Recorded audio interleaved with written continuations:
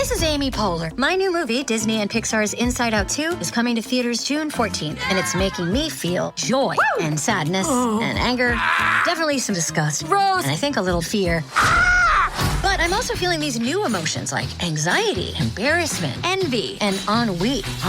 It's what you call the boredom. Okay, that one was weird. It's gonna be the feel everything movie of the summer. Disney and Pixar's Inside Out 2, rated PG. Parental guidance suggested. Only in theaters June 14th. Get tickets now. Welcome back to the Epic Universal Podcast. I'm entertainment writer Jim Hill, and this is the podcast where we cover the latest Universal news, rumors, and history. We are also the perfect podcast for the Universal curious, those Disney fans who are looking to learn more about the themed entertainment offerings that are going on just down the street at Universal. And I'm joined tonight by Eric Hersey, who is a converted Universal fan for almost 5 months now, right? Right, Jim. I think we started just in January, and I'm looking at my temporary Universal Studios tattoo, and I'm about ready to get the ink, actually, especially based off of a decision the family and I made yesterday. I heard there was some news coming out of the Hersey household, and I'm excited to hear about that. But first, I want to remind folks that today's show is sponsored by TouringPlans.com. Touring Plan helps you save time and money at theme parks like Universal Studios and the ones over at Walt Disney World. So please check them out at TouringPlans.com. Okay, so just to get to it, Eric, it's true, right? Jim, it is true. We actually made it happen, and I don't know if it's the 10 episodes of you and I talking, or it's all the videos that I've been watching online, or just the fact that, I think it's time for something new. We booked our first Universal trip, so we will be heading down to Universal. Although I would have loved to do the Hollywood one first, we're a little bit closer. We typically drive, so we will be driving down to Central Florida and Orlando mid-July, which is I don't think I've ever done a mid-July trip in Florida. So, yeah. So we're buying fans and we're gearing up. We will certainly be taking on Volcano Bay and maybe some of the wet areas and Island of Adventure. So we are gearing up, and it is the family and I really wanted to try to see how long I could hold off, just to see how long we could go talking without me being somebody that's actually tested. But I do feel like it's necessary. It's kind of necessary at this point in time. So when you tell a story or you talk about something, I'm like, yes, I know what you're talking about. And I feel like I have enough appreciation now. So over the next month or so, the family and I are cramming. We're going to cram in movies. We're going to cram in stories. We're going to cram in a lot. So be prepared. You might just get some random text from me at all hours of the day, Jim, saying, tell me about this. Not a problem. And again, smart time to do it, because there's so much new stuff that will have come online by mid-July. But I have to ask, was there anything that sort of tip the scale for you guys? Well, we were talking not so long ago. So I did actually, part of this podcast, I was like, all right, let's sign up for the Universal newsletter. Let's start searching online. And I mean, just the whole process of finding this, you found some really good deals for the summer. And I think the whole notion of Epic Universe, part of my plan was like, I could make Epic Universe the first actual theme park from Universal I'd step into. And I would be one of the few that would probably be able to say that. But I just couldn't hold off any longer. At the end of the day, every time you talk about this stuff, I'm like, I should try this, and I should try this, and I should try this. And I won't lie. I will give something like SeaWorld and Legoland a little bit of credit, because they were the ones that actually I would do Disney specifically. And then my wife would say, hey, let's go to SeaWorld. And I said, I don't know, man, we're in Florida. I'd rather just go to Disney again. But she got me to go to SeaWorld, and I took appreciation of a lot that was there. And I'm like, hold on. If I like this and I like Legoland and I'm into Cedar Point and all these others, why am I holding off? So I think that was kind of the gateway that allowed me to go in, and I'm really excited about this trip now. But they had some really good deals. Right now they have a 30% off, a 3-park, 5-night vacation package. They also have a package that's get 2 days free with a 2-park, 3-day ticket.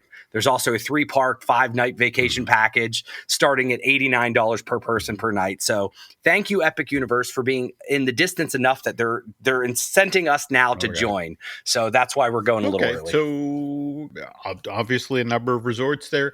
What did you guys wind up picking for your initial stay? Well, we are going to wanted to stay on property. I feel like that is the right way to go to get the full experience. Now there's a total of 6 of us. So we put that in there and in our price range and for what the best deal was, because essentially we tried a whole bunch of different things. Personally, in the future, I would love to stay at the Hard Rock. That is, I'm a music junkie. I loved Hard Rock cafes in general. It just didn't work this time around. So we were staying at Cabana Bay, which gets the kids really excited because when I told them they were going to Universal, believe it or not, they were jazzed about that volcano that they've seen as we passed by so many times. So they were jazzed about Volcano Bay. So we are staying at Cabana Bay, and from what I can see, it looks to be a great theme and like a retro kind of artistic look from what I can tell. So I'm excited about that. I say this is an old fart, but Cabana Bay really leans into that sort of late 50s, early 60s Florida beach aesthetic. So the irony is that Nancy and I recognize it because we had been there. I mean, in real time. So I'm going to be intrigued to hear what you and the kids have to say about sort of the stylization of the whole Cabana Bay experience. So, but beyond that, again, just as we mentioned at the top of the segment, I mean, mid-July, smart time to do this because, again, by then, DreamWorks Land will be open. The Sensational, the new nighttime show, will be up and running. Also, the Universal Mega Movie Parade and something else we'll be talking about later on in the show.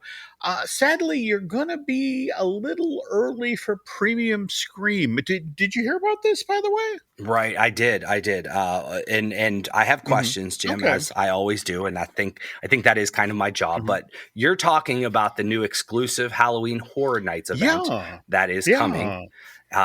So, Jim, is this like a premium event where it is literally for one night? It looks like it is a high ticket event where you are kind of exclusively get to do all the houses at the Halloween Horror Nights. Is that what you're seeing and hearing? Now, again, Universal put word out about this just last week or thereabouts, and and they stressed right up front, it's a limited capacity event, and the gimmick is it's being held on Thursday, August 29th, which is the day before the official start of this year's edition of Halloween Horror Nights at the Universal Orlando Resort. And by the way, folks, tickets for this thing go on sale June 6th. Now, Eric and I are recording this week's episode of the Epic Universal podcast on the night of the 4th. And the show isn't supposed to post till Friday this week, the 7th. So I have to wonder, Eric, given again the whole idea that this is a limited capacity event, I wonder if there's even going to be any tickets left for Premium Scream by the time the show airs. But do you want to tell the nice folks what they're supposed to get when they spring for the end? What is it? Yeah, $350 a ticket, right? Right. So it looks to me like you're pretty much getting, I would say, a guaranteed you'll get to do everything, right? From what they're advertising. Now, I've heard this stuff before when it comes to Disney, so I'm not sure if they really do keep it at a low capacity. It sounds to me like you're going to have an intimate experience with shorter wait times for nearly everything. So it looks to be like they'll stagger you in different groups, lower capacity groups at the haunted houses. So and I think this is key, and this is where I have questions because I haven't been part of that, but it basically says that you will fall prey to the scares looking at every turn, meaning like if there's moments in these houses that, if they cram people in, you might not get those scares. They're almost promising like it's intimate enough that you will get the highlight of each house. At least that's how I could interpret that, along with the selection of all you care to enjoy food items. So I think that's pretty impressive in that aspect, as well as some non-alcoholic beverages. So and then you'll get yourself a lanyard, maybe souvenir credentials if that's important to you. And then I think you can also do some selective attractions. So you'll be able to do some selective attraction and, of course, the free self-parking. Now, I guess for me, what I find intriguing about this is, face it, there's this whole industry now in Orlando of well, influencers and folks who want to be first so they can post stuff on YouTube or their dedicated channel or that sort of thing. So there's just a part of me that's wondering, how many of the tickets for this are gonna go to the influencers? I mean, who have, All of them. yeah, All of them, yeah, Jim. All of them. I mean, like that's kind of, I know that I was at a couple of mm-hmm, Mickey's, not so scary on like the first day, mm-hmm, like back in August, a couple years mm-hmm, ago. And literally it was jam mm-hmm, packed. And that's what we know, that the people that are covering mm-hmm, this, and this is their day job, yep, this is what they're doing and monetizing off mm-hmm, of. A ticket for $350 is nothing. It's a business expense, but yet that mm-hmm, video or that TikTok mm-hmm, will generate that. So I imagine if you're covering this, mm-hmm, there'll be a majority. So if you are a layman, mm-hmm. you'll be surrounded with a bunch of people with phones and Oh yeah, yeah, all around. But that's kind of what they're trying to do, get the hype up. So that way people will then go and buy the tickets later in the season, right? yeah, and it's worth noting again. I think we've mentioned this previously. This year they've had the most dates ever for Halloween Right. Horror Night in Orlando, and also worth noting here that $350 plus tax price point. There will be a discount for folks who have annual passes or seasonal passes for the Universal parks in Florida. I think that's $325, Right. and when you compare that to what it costs for regular tickets for Halloween Horror Night, so it's what, as high as $82.99 for a single night ticket, and then if you fold in the express pass option, that can bump it up to $39.99. But what's intriguing to me is that Universal has already had exclusive packages. I mean, are you, for example, familiar with the RIP tour option for Halloween Horror Night? Right. Yeah. The RIP, Mm-hmm, and then they have like a behind the scenes, mm-hmm, or like behind the screams, and mm-hmm, both of them are difficult to mm-hmm, to pronounce. mm-hmm, It's like, all right, VIP, RIP. They're clever, mm-hmm, but there's these two experiences that you can certainly have. But let me ask you this, Jim, because this is the question that I have, mm-hmm, being very novice and not enough information on this. mm-hmm. These houses, is this like a section of the park that is blocked off, or is it kind of like a wristband thing where like you can only go into these houses if you've bought this separate ticket? Like, it's hard for me to envision it, from a Disney speak. Is this like a not so scary that they kick everybody out of the park and only those who have this ticket? I guess I just have more questions in terms of how this whole process works. Okay, let's start at the top then. Yes, in many ways, it's very similar to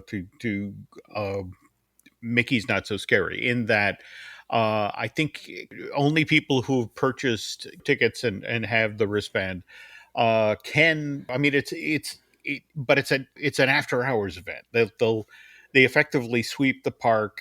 Okay. They hold attendees who've gone in early. In fact, I want to say there's a dinner option where you can get in an hour or so early and be in the park and then get in line. But what's interesting, you mentioned about the houses and that sort of thing. Well, what's kind of intriguing about how, at least the way they do it in Orlando, is that a number of the houses are held in the sound stages that were actually built for Universal Studios Florida back in 1990s. Whereas, but also deeper in the park, they have these temporary tents that get constructed, and those also. I want to say they were out behind The Simpsons and Men in Black and that sort of thing. They stage mazes back there as well. So they're pretty well scattered around all of Universal Florida. The one thing I think I do also want to stress about, well, the RIP tour, and likewise this premium scream thing. I have done a number of press events for Halloween Horror Night previously. The folks to work the media side of things, Universal, very generous, and I'm grateful for the opportunity to do this. But Eric, there's this weird thing that happens because they'll march you through all 8 or 10 mazes in one night. I mean, you're there to cover the event, so Right. they make sure you see all the mazes. And what's interesting is about on maze number 3, you now know the vocabulary. So, for example, you'll walk into a room in a maze, and okay, there's the thing I'm supposed to be looking at. So, the teenager is going to jump out to my left. And sure enough, they come out of what they call a boo hole. And more to the point, as they come out of their boo hole, they hit the foot pedal that keys the scream that character or the noise or whatever it is that they're supposed to do, the growl at that moment. And it's weird because after a while, when when you're on your 7th or 8th maze of the night, it's just like, oy. It's like, I mean, you appreciate the craft, and you have a real appreciation of the performers who are really into it and really enjoying it. But at the same time, it's sort of like, okay, it's a maze. You've seen the playbook. You've seen. Hey, that's how I would like to do it, because I'm a pansy. I don't like jump scares at all. So I'm just like, all right, just tell me where it's going to be, so I know where to look, and I'm like, I can appreciate the craft and the art. Okay. But this is going to be an interesting season, so I will not get to witness this. I think we'll only do one Universal trip this year, hopefully, or maybe not. You'll never know. All right. But I did find a really nice article, because I'm keeping up, and this is interesting to kind of see it unwind. So they announce new houses, they announce new things, and I'm just very interested from a passive standpoint. But our friends at Attraction Magazine actually has a really good.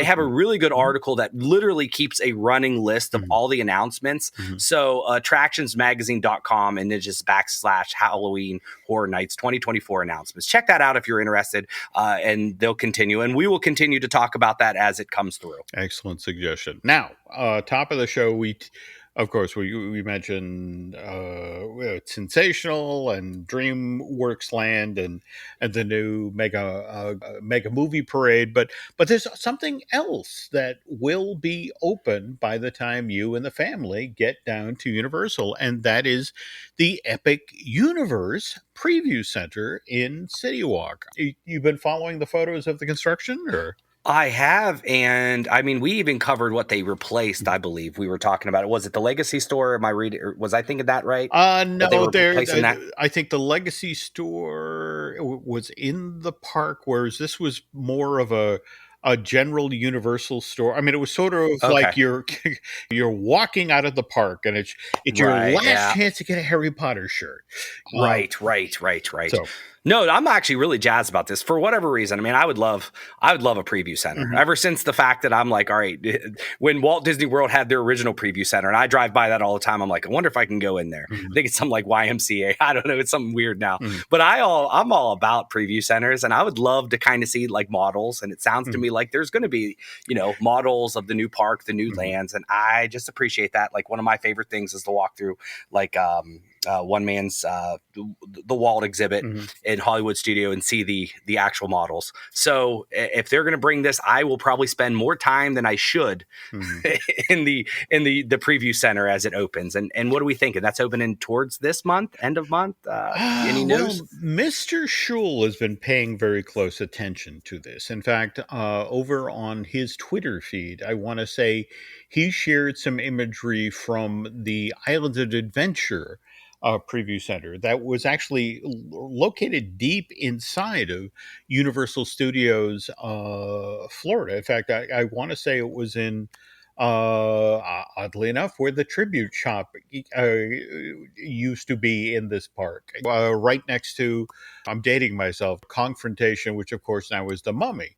But yeah, you went in there and saw, just as you described, the models and the concept art and all that for Islands. And I think that's what's intriguing this time around, is by putting it out in City Walk, that guarantees anybody who comes in, not just folks who are headed to the theme parks for the day, but folks who are there, say, for dinner, or catching a show over at the Hard Rock or that sort of thing. They can check out the preview what this new park's all about as well. So I think very smart move on Universal's part. Right. And they're also going to be selling merchandise there, which had me thinking of a question. Mhm. And I just have to pose this out there. Everybody, please reach out.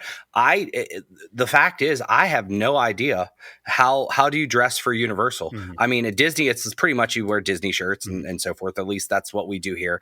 I need some ideas of what we should be wearing for Universal. Should I be wearing a Jaws shirt, Ghostbusters? Like all of that is essentially what I need to know, because we have to get some buy-in and get that going right now. So please share with me some of your suggestions of some of the coolest t-shirts out there. Send me links. And when I'm down at the park, I'll snap some shots and send it back at you. Okay. Now I literally stepped away for a second to grab this sweatshirt that I have here at the house. The reason I bought it, this was like 5 years ago. Let's see, dating myself. Does it have an actual date on it?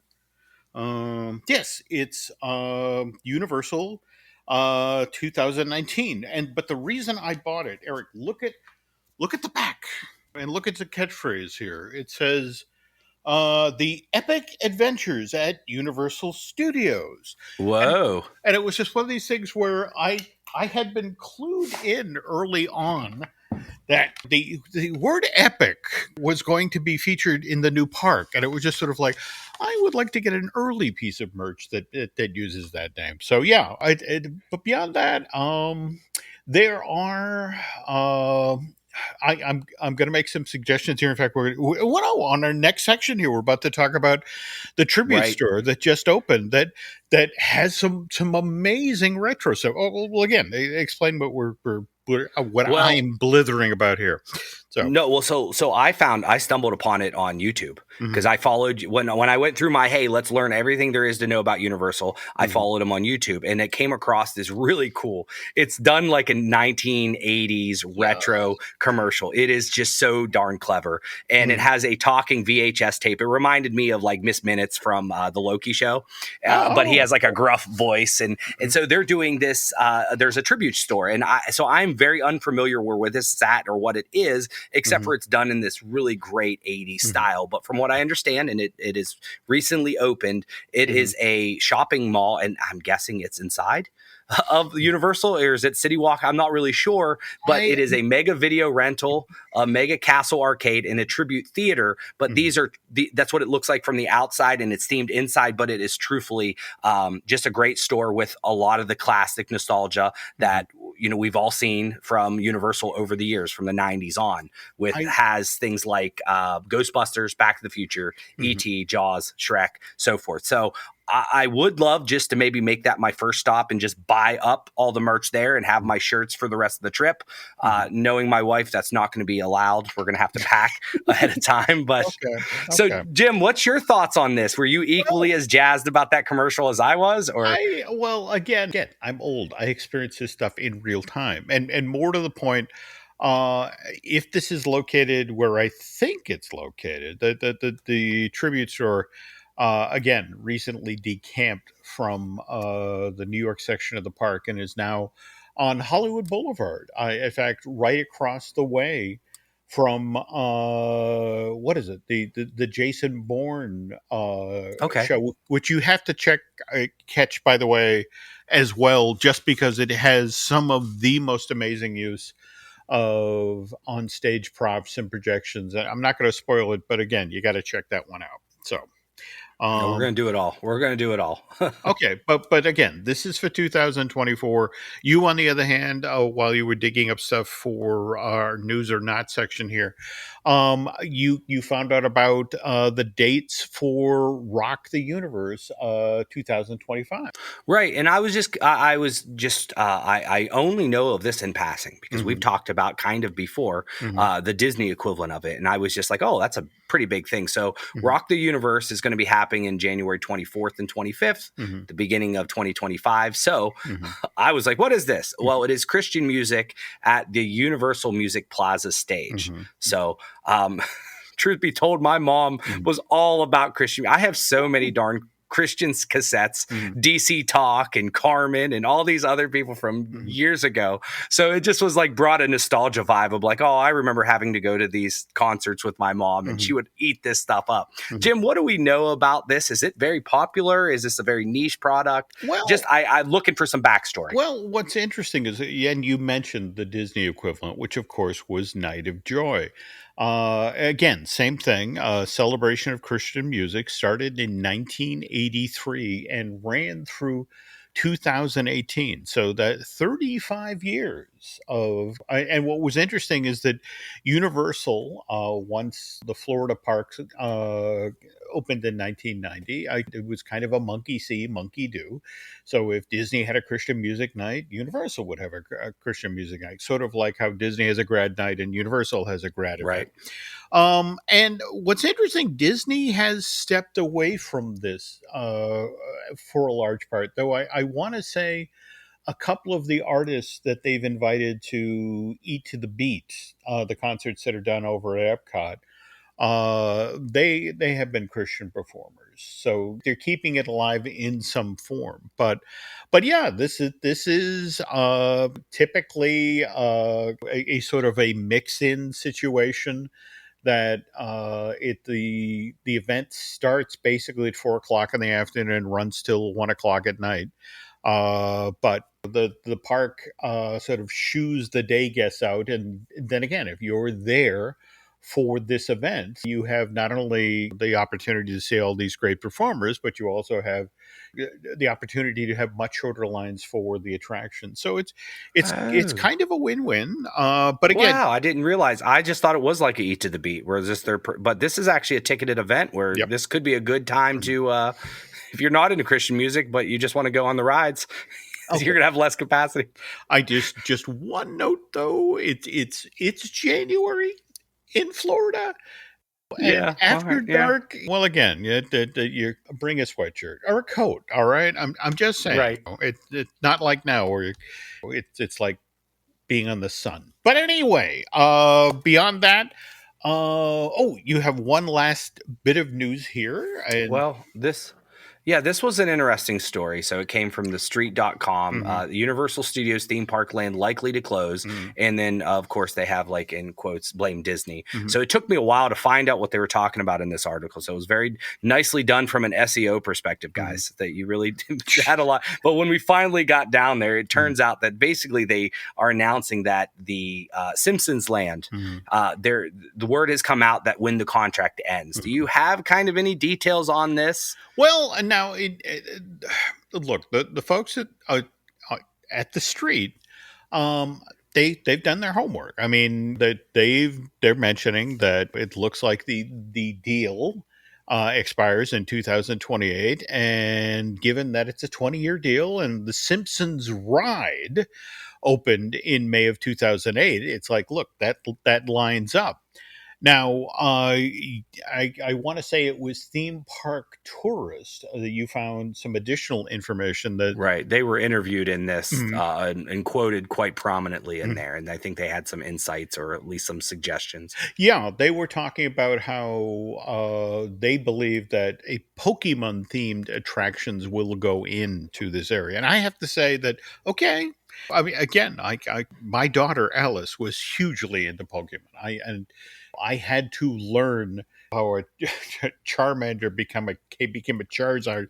It was like the periodic table to me. So, I mean, I get Pokemon and I get that they are popular still. But on the other hand, right. I would see.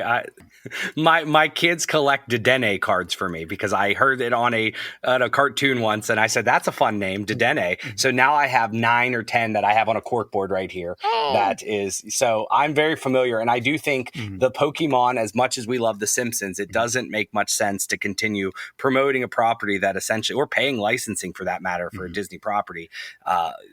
Pokemon is a huge appeal, especially over the years with things like. I can only imagine how Pokemon Go could translate into an actual environmental game, no doubt. Much like they've done with the Mario Land in Hollywood, with and selling the wristbands. I just, if that is true, I do think that would be a great enhancement. Although, Yeah. Simpson Land does look amazing. It I watched it walk through, and I am very much jazzed to go there. So it's going to be one of those things where, yes, we might lose something of greatness, but hopefully we'll get something back. Well, now I just want to stress here that Universal is going to be hard pressed to find something that will be as successful as Springfield Fast Food Boulevard is at Universal Studios Florida. Now, again, as I just mentioned, the Simpsons Ride opened in May of 2008, but 5 years later, they expanded the footprint of the land. They took a fast food court, for lack of a better term. It was called the International Food and Film Festival. And Eric, they turned that into this sort of where Simpsons fans go to die. In just one small area, you can go to Moe's Tavern, or you can dine at the Frying Dutchman, or Cletus's Chicken Shack, Luigi's Pizza. You can get a donut from Lard Lad, and you can actually go to Krusty Burger, and then out on Fast Food Boulevard, there's an actual Quickie Mart. There's a Duff Gardens, an outside bar, which, by the way, has topiary versions of the Seven Duffs, and also the Bumblebee Taco Truck, or Bumblebee Man Taco Truck. And if you go into Moe's, I mean, they've done a beautiful job of recreating the bar from the show. And just like outside at the Duff Gardens bar, you can get Duff beer, but inside the restaurant or Moe's, you can get a flaming Moe. They do a drink that actually features dry ice. But the thing I think I'm going to miss most when this all shuts down is the Clogger. I did you get to see the Simpsons movie? I have not seen the Simpsons movie. That was one that was like, all right, I'm gonna have to watch that before we go. Okay, all right, because this came out in July of 2007, and there's a whole storyline in the film about this sandwich that's been introduced at Krusty Burger called the Clogger. And it literally, you have Krusty the Clown on television pitching the burger. It's like basically saying, if you can find a greasier sandwich, you're in Mexico. But anyway, I got to interview Chef Stephen Jason. He's the head of foods at Universal, and he told me that when they were developing Springfield Fast Food Boulevard, he needed the writers of The Simpsons to sign off on all the food, guarantee that it was authentic. So he flies out to LA, and he gets all the ingredients he needs to make all of the food that they're serving at Cletus and at the Frying Dutchman and that sort of thing. And he arrives at The Simpsons writer's room at lunchtime and just lays it all out on the table. And there's this guy who's been on The Simpsons forever, Mike Scully, and he actually wrote the Clogger gag for the Simpsons movie. And Steve Jason told me the story that Mike took one look at the sandwich and burst into tears because he was like, I never thought I'd see one of these in real life. And then he tasted it and said, yeah, it's just as greasy as I thought it would be. So, but I know a Pokemon themed area, especially with what you just mentioned, the Pokemon Go idea. That's brilliant. I mean, think about, if people could go into this side of the park with their phones and there would be exclusive Pokemon to the park. Oh, right. That's literally printing money. But on the other hand, I just don't know if Pokemon will translate. I mean, I'm sure it'll do well merch-wise, but I don't know if it'll do about the food. Yeah, but right. Well, what we really need to happen, I remember watching an old Brady Bunch episode a long time ago where they took the house and they put it on a truck and they moved it. Can we just make that happen? Can we take this Simpsons land, put it on a truck and move it over to Disney somewhere? Because it really sounds like it's going to be, as much as we might like Pokemon, man, that Simpsons seems like something else. By the way, one last bit of news here. I don't know if Disney's ready to talk about this yet, but evidently they've got a new Simpsons movie. They've asked the guys who were doing the show to write a new movie that would go out under Disney, and more to the point, sort of lend itself to being put into Disney parks around the globe after 2028. So just going to be interesting to see what happens with these characters when Disney gets them and starts to walk them into the parks. But all right. Anyway, we were just talking about super greasy food at Universal. When we get back, we're going to talk about some of the sweet stuff you can get at their parks, plus a cool new collectible. But first, this. And we're back. Okay, Eric, just recently we talked about the new butterbeer flavored ice lollies that began being sold in Universal Parks just recently. And of course, Universal is always looking for additional ways to cash in on butterbeer. And in fact, for example, you can get the hot butterbeer, you can get the cold butterbeer, you can get the frozen butterbeer, but then you have to make the decision. And I'm just going to warn you up front. This is going to get pricey, because if you want just butterbeer in a plastic cup right now, it's $8.49 a glass. On the other hand, if you want it in the souvenir mug, it's a $6 upcharge. So that's $14.50. So I'm just warning you as you. I'm saving now. There we go. We go. I'm gonna cut things out of the budget right now. Just figure out how many souvenir mugs we can bring home. Well, and now the other thing worth noting here is, again, on a recent Epic Universal podcast, we talked about the Universal 60th anniversary Glamour Tram popcorn bucket, which recreates a tram. It's got Woody Woodpecker driving it. But just today, someone sent me an image of. Have you seen the souvenir Butterbeer cart that they're now selling in the park?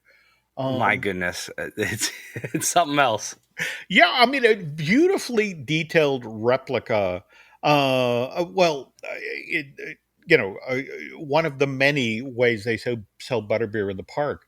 But what's interesting is it's pretty much the exact same price point as the 60th anniversary popcorn bucket out in Hollywood. It's that one is $43.99. This butterbeer cart is supposedly selling in Orlando for $44.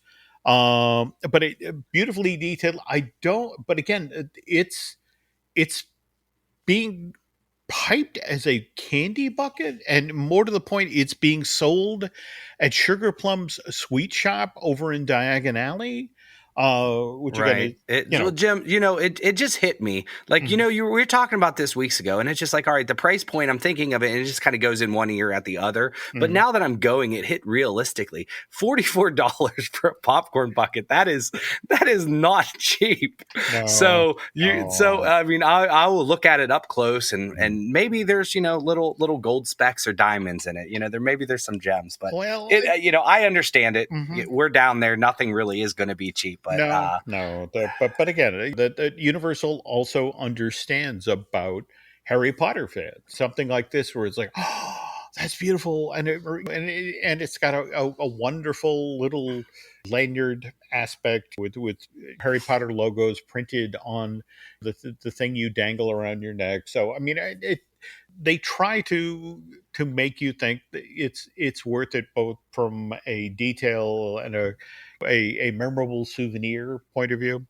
By the way, also want to remind folks that when you go over to Diagon Alley, it's not just sweet shops over there. It does have some dark and scary places like Nocturne Alley, where that you will find Death Eaters lurking. And speaking of dark and scary places at Universal, on a recent episode of the Epic Universal podcast, Eric and I talked about the Universal Classic Monsters and how the parks really wanted to make better use of these characters especially in the theme park out in Hollywood in the late 70s, early 80s. And Jay Stein, who was the chairman and CEO of the MCA Recreation Group. That was the arm of Universal Pictures that back in the day rode herd on the company's theme parks. Anyway, Jay, if you listen to the show, we mentioned this, that Jay wanted to do something of size with the Universal Classic Monsters, which to Mr. Stein's way of thinking were Universal's equivalent of Mickey, Minnie, Donald, Goofy.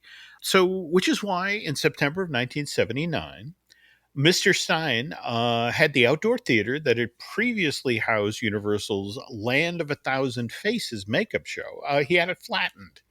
And in its place, he built a 2,500 seat enclosed theater. And Eric, Mr. Stein spared no expense on this project. $3 million in 1979, 1980 dollars were poured into Castle Dracula with the idea that a 20-minute long show, which was going to be staged on this set that was 5 stories tall, that was filled with coffins and trapdoors, and even featured an animatronic version of the Phantom of the Opera.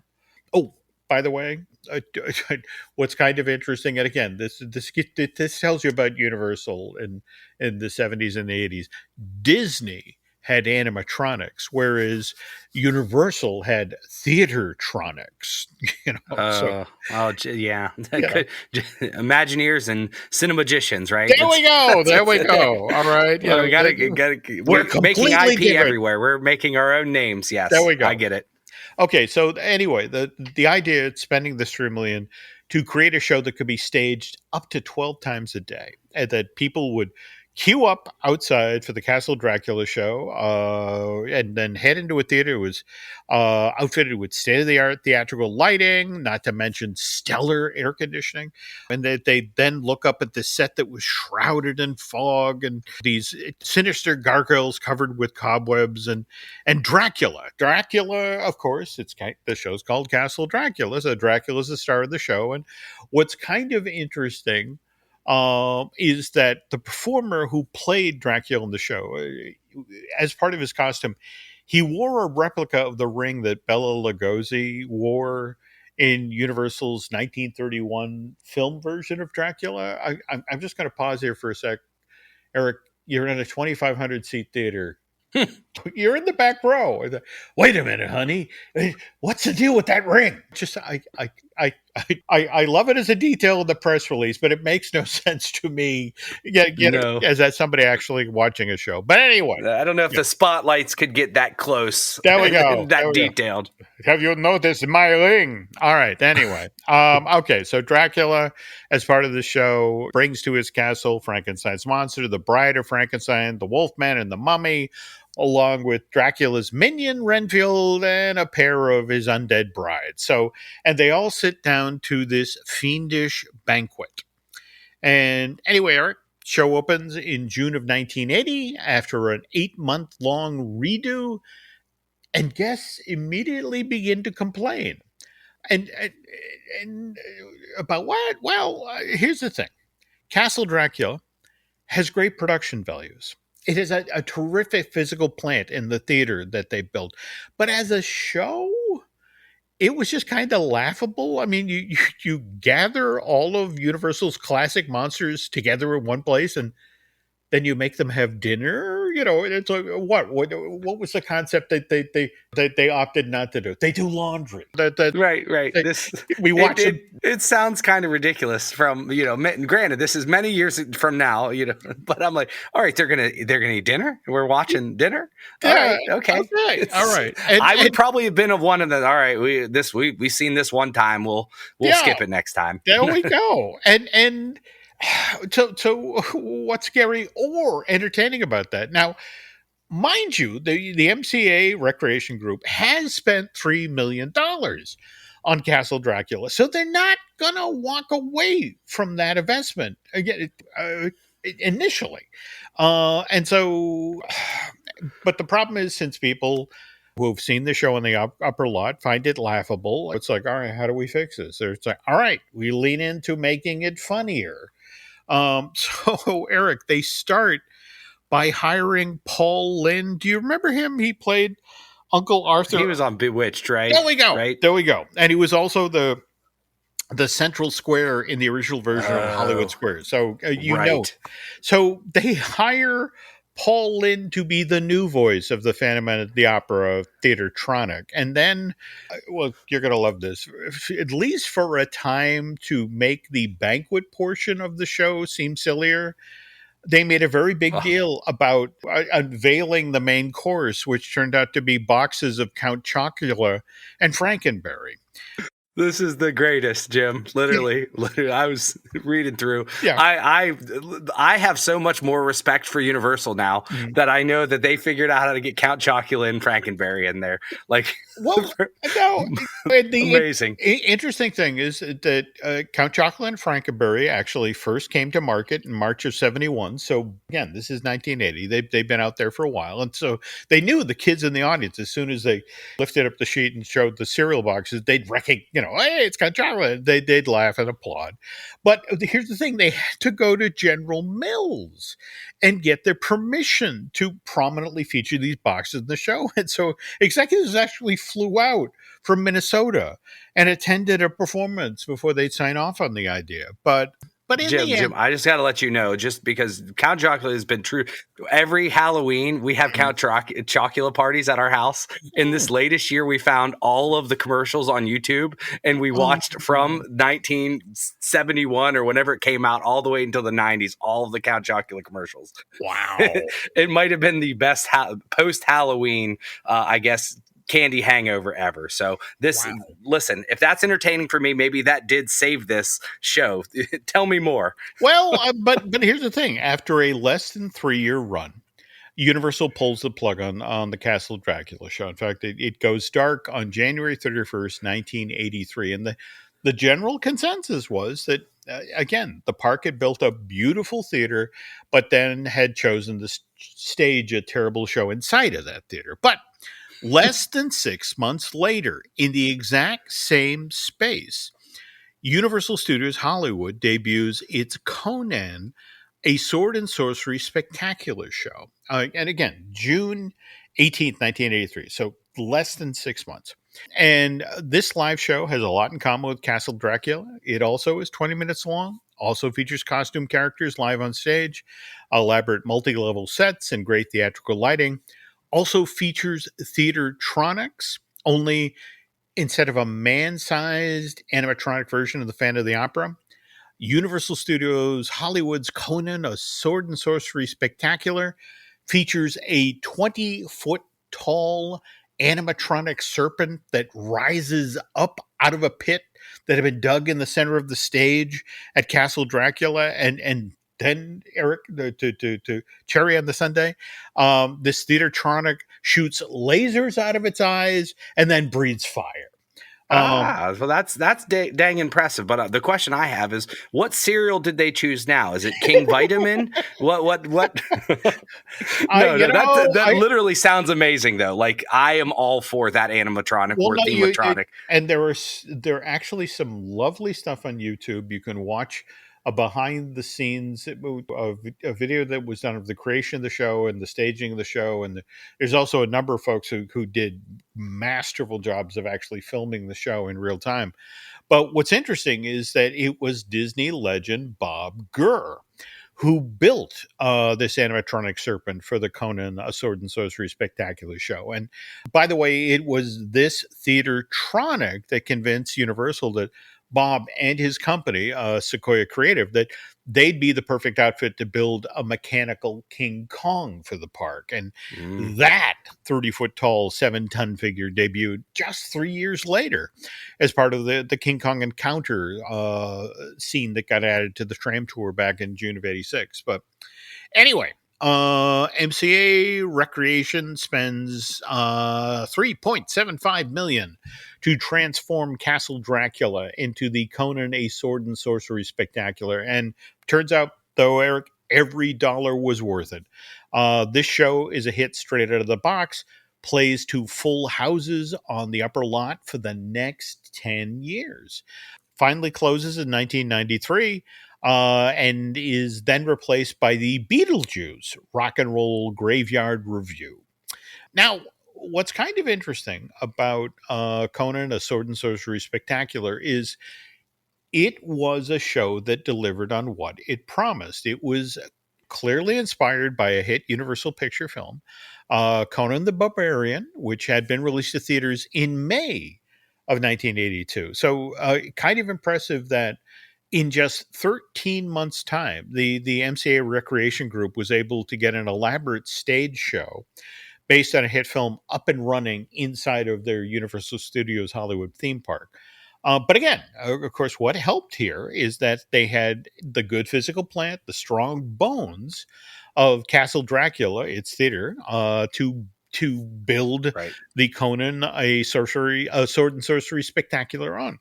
By the way, just a quick nod here to our Disney fans, just in case you're wondering. It took the Imagineers 18 months to transform the Walt Disney World version of Splash Mountain into Tiana's Bayou Adventure. I want to say that closed in January of 2023, and that reimagined Flume Ride right now is in the middle of a cast member previews and will open to the public officially later this month, June 28th. Now, mind you, a week before that, on Friday, June 21st, Eric and I will be back and we'll be posting another episode of the Epic Universal podcast. And on that show, well, look for Mr. Hersey and I to continue our story about the classic Universal monsters and how the parks were looking to bring those into the park. And this time around, we talked about Castle Dracula. Next time, we're going to take a look at Fortress Dracula, which is tied to Universal Pictures' Van Helsing, which was released to theaters 20 years ago. Though judging by the number of times this Stephen Sommers movie has showed up on cable just in the past month, Eric, Van Helsing clearly has some fans out there. And, by the way, speaking of fans, I just want to say that Mr. Hersey and I are extremely grateful for the enthusiasm that all of you folks have shown so far for the Epic Universal podcast. This is our 10th episode at this point, right? Of the relaunch right. of the show. Absolutely. And I have to say, it does my heart good to hear from all of you Universal curious Disney fans out there. It's nice to realize that there's a lot more of those folks out there than I think Eric and I initially thought. So just going to put this out there on Mr. Hersey's behalf. If there are any specific stories or topics that you'd like us to cover on future episodes of this podcast, please let us know. And speaking of contacting us, Eric, how can the nice folks find you online? I think the easiest way is whether you're an Instagrammer or if you're on Twitter or X, you can find me at Eric Hersey. Both work. And my day job is pretty much responding to people on social and websites. So I will respond to you. Mm-hmm. Okay. And Jim, how about yourself? Well, I'm still on X, Twitter, whatever you want to call it. Likewise, Instagram at Jim Hill Media. And over on Facebook, I'm there under Jim Hill Media News. I'll also want to remind you, while you're listening to this podcast, we do have a couple of others over on the Jim Hill Media Podcast Network. We have, of course, Disney Dish with Len Testa, which is the mothership. We have Fine Tuning with Drew Taylor. That one is about animation news. And also want to mention that Drew does a wonderful show with Charles Hood. It's Light the Fuse, the official Mission Impossible podcast. I am due to sit down with Brian Gahn shortly to do a brand new episode of Looking at Lucasfilm. I mean, The Acolyte is out there. I was going to say, hopefully you guys review that. I'm excited about that one. That too. And your lovely bride and I recorded a brand new I Want That Too just this past weekend. And I think that's going to go live on Saturday. Let's see. What else? Oh, yes. And want to also remind folks about Disney Unpacked, which is the video show that Len and I do with Jim Schul for Patreon. And this month, we are talking about Mater's Junkyard Jamboree, which is an attraction that Mr. Schul helped wrestle up out of the ground, but lots of great behind the scenes stories about that. So tell you what, and it introduced me to Baymax's Happy Ride. Didn't know that existed until this show. So I appreciate you guys throwing all these international rides onto my. Also, I learned about a popcorn that I'll never try. So yeah, I was about to say in fact, I was just today watching some of the stuff that's coming out of Fantasy Springs, which is also opening this week. And it was one of these moments where it's like roast beef flavored popcorn. Yep. Don't need to have that. So, no, all right. No, I think on roast beef flavored popcorn, I think that's a good time to get the heck out of here because we don't want to be going into any more flavors. So, Jim, thanks so much. This was wonderful. I love hearing all these stories, and thanks everybody for tuning in. On behalf of Jim Hill, I'm Eric Hersey. Thanks for listening.